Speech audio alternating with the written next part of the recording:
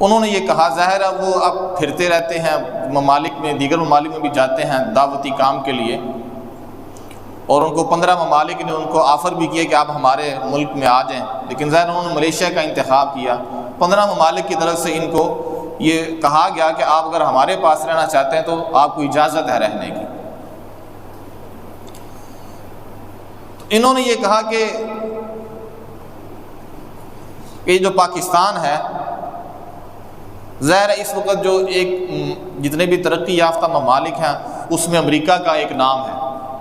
لوگ نام سنتے جو کوئی بس بات ہو جائے امریکہ کی تو شروع ہو جائے، لوگوں کی باتیں نہیں ختم ہوتی، اتنے فضائل سناتے ہیں امریکہ کے، پتہ نہیں کیا بنا دیا اس کو۔ اور دنیا کی سب سے بڑی کامیابی یہی ہے کہ بس اس کا کہیں ویزا مل جائے بس۔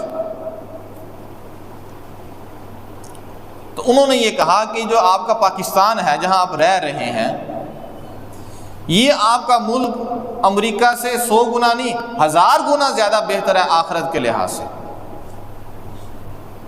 یہ جس ملک میں آپ رہ رہے ہیں نا، یہ امریکہ سے 1000 گنا، انہوں نے 100 کہا، پھر انہوں نے کہا نہیں 100 نہیں، 100 تھوڑا ہے، 1000 گنا زیادہ بہتر ہے آخرت کے لحاظ سے۔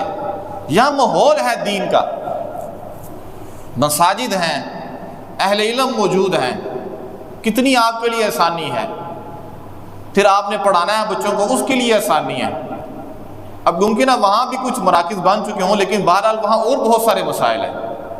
جو لوگ وہاں رہتے ہیں آپ ان سے پوچھیں، آپ کو وہ بتائیں گے کہ ہم عمارتیں تو ہم نے بنا لی ہیں، پیسے تو ہم نے اکٹھے کر لیے، لیکن ہمارے لیے مسائل بہت زیادہ ہیں، پریشانیاں بہت زیادہ ہیں۔ یہ جو ملک ہے یہ بہت بہتر ہے۔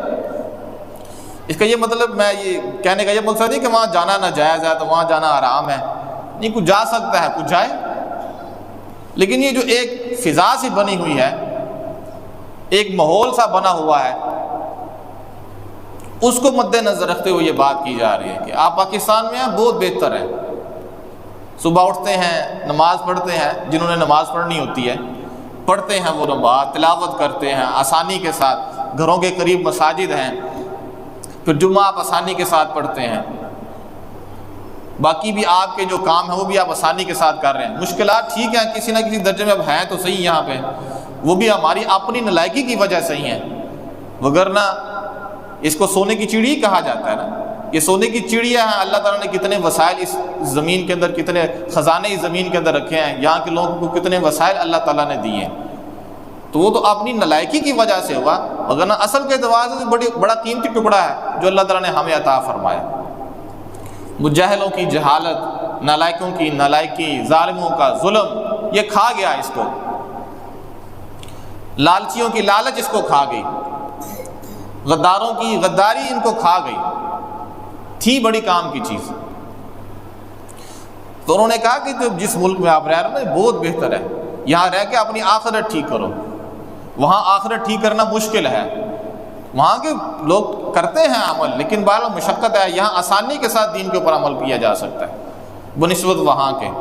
تو ایک مومن کی نظر میں تو اصل آخرت ہی ہے نا، جو اللہ تعالیٰ کا ارشاد ہے، بل تؤثرون الحیات الدنیا والآخرۃ خیر وابقیٰ، تم دنیا کو ترجیح دیتے ہو، اللہ کے ہاں آخرت تو بہت بہتر ہے اور وہ ہمیشہ رہنے والی ہے۔ ان ھذا لفی الصحف الاولیٰ صحف ابراہیم و موسیٰ، پہلے صحیفوں میں بھی اللہ نے یہ بات لکھی تھی، صحف ابراہیم میں، صحف موسیٰ میں یہ بات اللہ نے لکھی تھی کہ تم دنیا کو ترجیح دیتے ہو، آخرت بہت بہتر ہے، وہ ہمیشہ رہنے والی ہے۔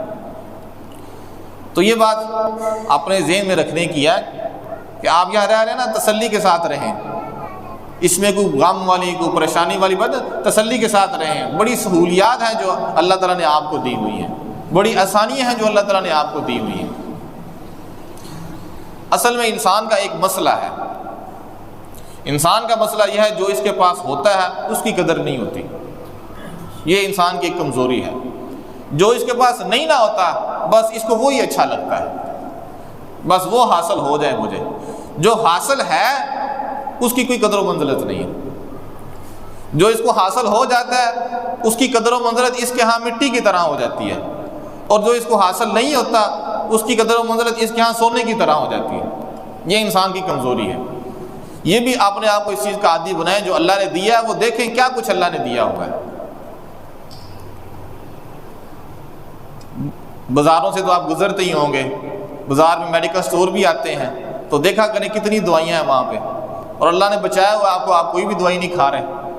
تو جو تھوڑی بہت کھا رہے ہیں وہ یہ شکر کریں کہ تھوڑی کھا رہے ہیں، اور جو بالکل ہی نہیں کھا رہے وہ اللہ کا شکر کریں کہ کتنے خرچوں سے آپ بچے ہوئے ہیں، کتنی مصیبتوں سے آپ بچے ہوئے ہیں.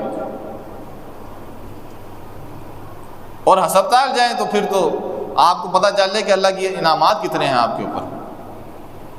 وہاں جو لوگوں کا حال ہے وہ آزمائش میں مبتلا ہے، اللہ نے آپ کو اس سے بچا کے رکھا ہوا ہے. تو تھوڑا سا ارد گرد ذرا نظر کریں تو پھر بڑی اچھی باتیں بھی سمجھ آ جاتی ہیں، جو انسان کے ذہن جن سے انسان کا ذہن دور چلا جاتا ہے، انسان ان باتوں سے غافل ہو جاتا ہے، تو وہ جو کرے تو سمجھ آ جاتی ہے. صبح کا کھانا کھایا ہے، کام پہ گئے ہیں، گھر آئے ہیں، گھر کھانا پکا ہوا ہے، کھا لیا ہے، اور کیا لینا ہے آپ نے اللہ سے؟ آپ کو کھانے کی چیزیں مل گئی ہیں، بہت مل گیا، بدن تندرست، جب صبح آپ اٹھے آپ عافیت کے ساتھ سوئے تھے، عافیت کے ساتھ اٹھ گئے، کتنی بڑی نعمت ہے. تو اس لیے جو اللہ تعالیٰ نے دیا ہوا نا اس کی قدر کریں گے تو انشاءاللہ اللہ اور بڑا دے گا. جو ہے اس کے اوپر راضی رہیں، اللہ بہت دے گا. ناشکری کریں گے تو پھر اللہ تعالیٰ کو یہ بڑی ناپسند ہے. ناشکری اللہ کو بڑی ناپسند ہے. ناشکری کی بھی کوئی قدر و منزلت ہے، نہ لوگوں کے ہاں کوئی قدر ہے، نہ اللہ کے ہاں کوئی قدر ہے، جو ہے ہی نہ شکرہ. تو انہوں نے یہ کہا کہ یہ جو جس پاکستان میں آپ رہ رہے ہیں نا، یہ امریکہ سے 1000 درجہ آخرت کے لحاظ سے بہتر ہے. دنیا کے لحاظ سے تو اب ہم نہیں کہہ سکتے کہ وہاں جو اسباب ہیں، جو سہولیات وہ اب یہاں تو نہیں ہیں، لیکن آخرت کے لحاظ سے کہ ہماری آخرت اچھی ہو جائے، اس لحاظ سے یہ ملک بہت بہتر ہے. اللہ تعالیٰ اس کی حفاظت فرمائے.